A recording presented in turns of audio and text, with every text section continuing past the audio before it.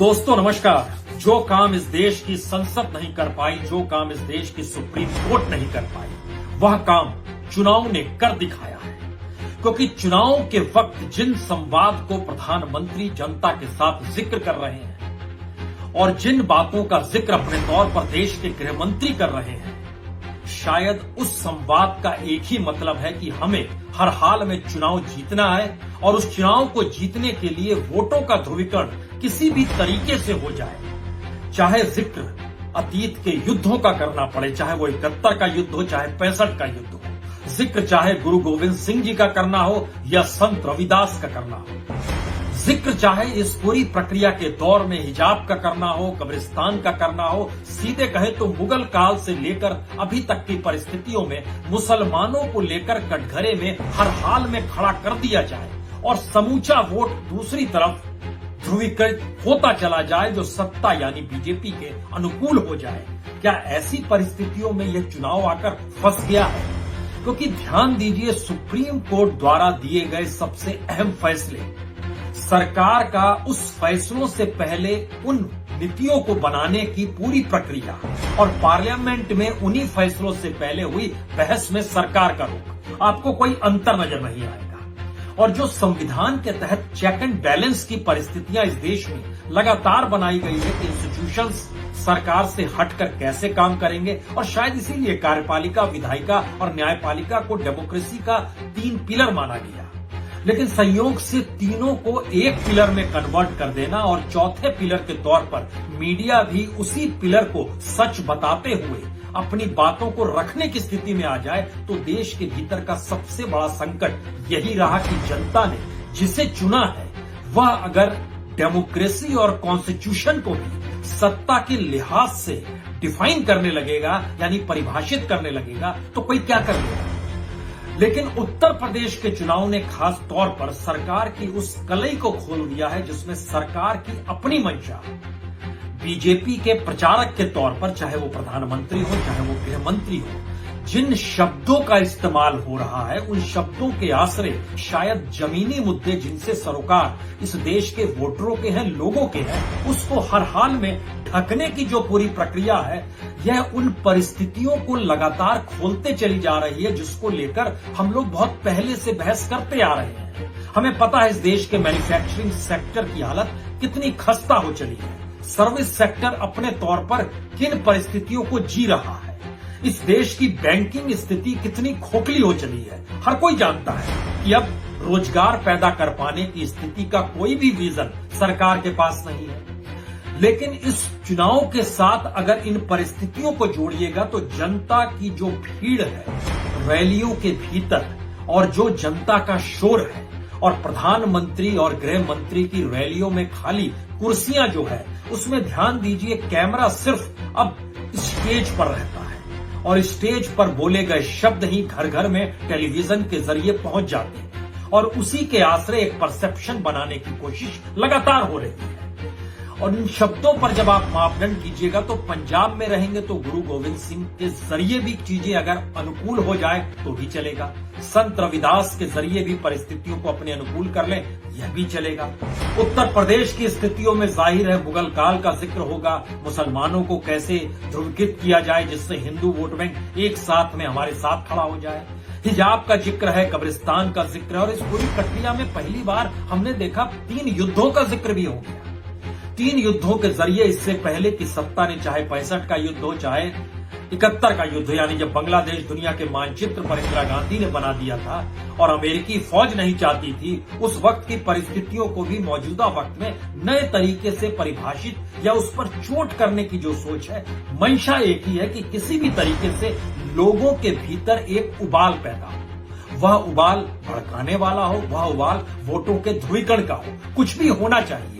क्योंकि इस परिस्थिति में अब सरकार नहीं बच पा रही है कि दरअसल बेसिक इंफ्रास्ट्रक्चर इस देश में है ही नहीं, वो एजुकेशन का हो, हेल्थ का हो, रोजगार का हो, मजदूरों का हो, किसान का हो, यह एक पूरी प्रक्रिया है जो धीरे धीरे सरकार ये लगातार चाहती रही कि इस देश में जातियों को लेकर बहस जरूर होने लगे चुनाव के वक्त, जिसमें वह सोशल इंजीनियरिंग का जिक्र करे। लेकिन इस बात पर उसने खामोशी हमेशा बरती कि इस देश में कॉरपोरेट की कौन सी जाति है, कॉरपोरेट के भीतर की जाति और सत्ता की अपनी जाति जो सत्ता संभालती है वह चुनाव के वक्त तो कभी ओबीसी हो जाती है, लेकिन सामान्य तौर पर वो क्यों कॉरपोरेट के साथ किन स्थितियों में आकर खड़ी होती है। शायद यह बिल्कुल नई परिस्थिति इस देश के सामने है और उत्तर प्रदेश के भीतर का सच इस दौर में यह हो चला है कि अगर आप जनसंख्या के लिहाज से भी समझें तो उत्तर प्रदेश में बड़ी तादाद में जो दरकिनार कर दिया गया वोटर, उनकी तादाद कितनी है। आप कल्पना कर रहे हैं कि भारत की अपनी जनसंख्या जो है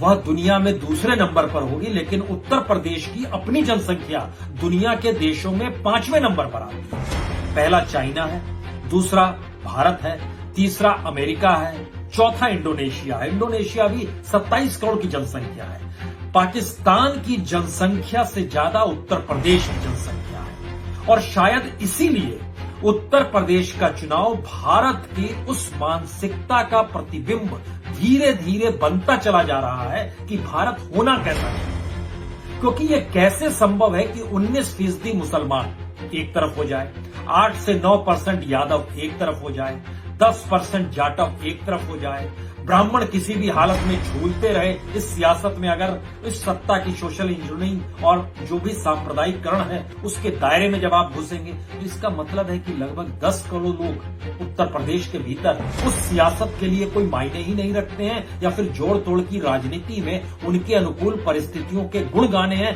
वह भी कोई दूसरा नहीं, देश के प्रधानमंत्री।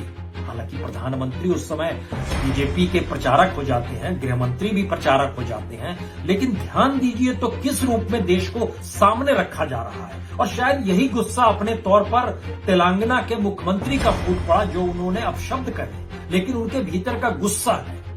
क्या उत्तर प्रदेश हर चीज को अपने तरीके से महसूस करते हुए पहली बार ऐसे चुनाव की दिशा में उत्तर प्रदेश को ले जा चुका है जिसके परिणाम आने वाले वक्त में भारत को परिभाषित करेंगे?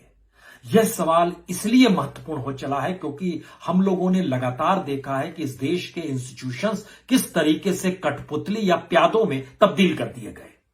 लगातार उसके भीतर में जो डेमोक्रेसी के पिलर्स थे उनका ढहना किस रूप में जारी रहा।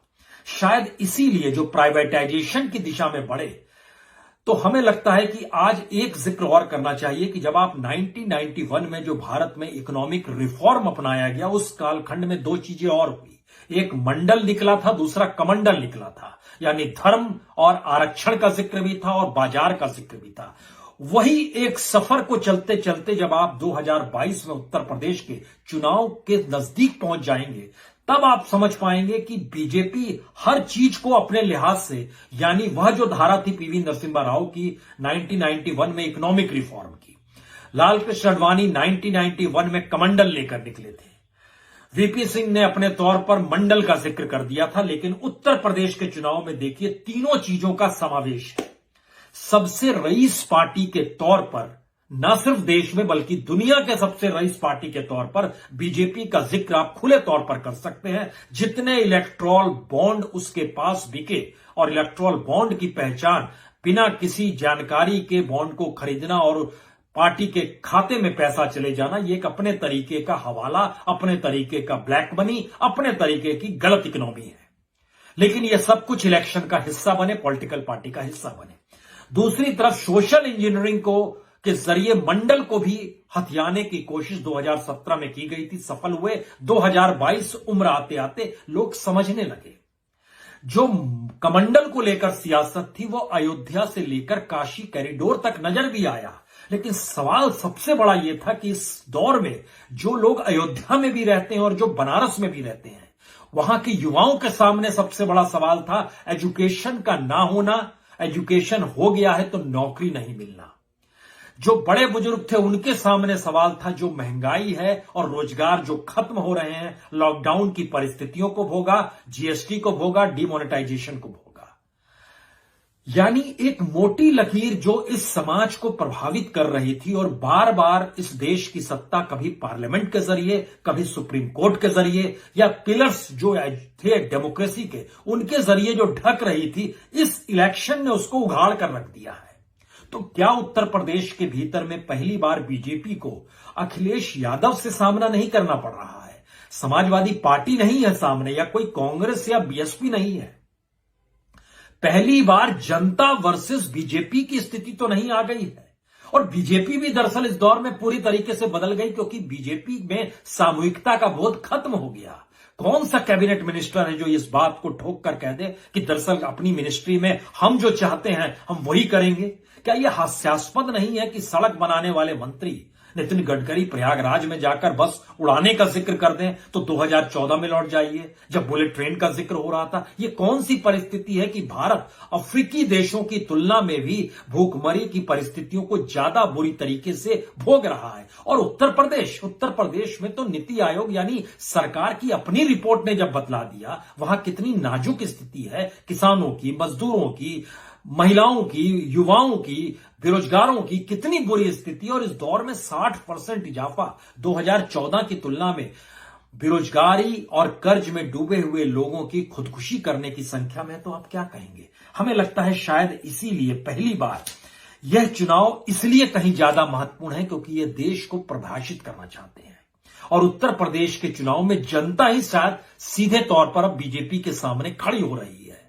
इसमें सफलता की ताली जो है समाजवादी पार्टी या अखिलेश को बजाने की अभी जरूरत नहीं है। सवाल यह है कि मान लीजिए अगर 2022 में 10 मार्च के रिजल्ट में बीजेपी हार भी जाती है तो इतनी पावरफुल पार्टी क्या करेगी उसके बाद? पहला सवाल यह निकलता है।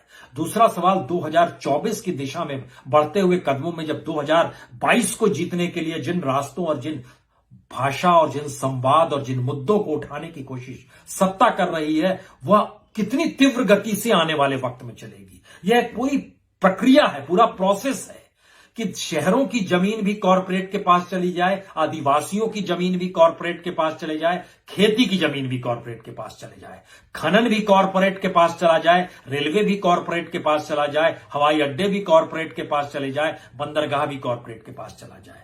इस देश की मैन्युफैक्चरिंग यूनिट और इस देश का रिटेल सेक्टर दोनों कॉरपोरेट के पास चला जाए।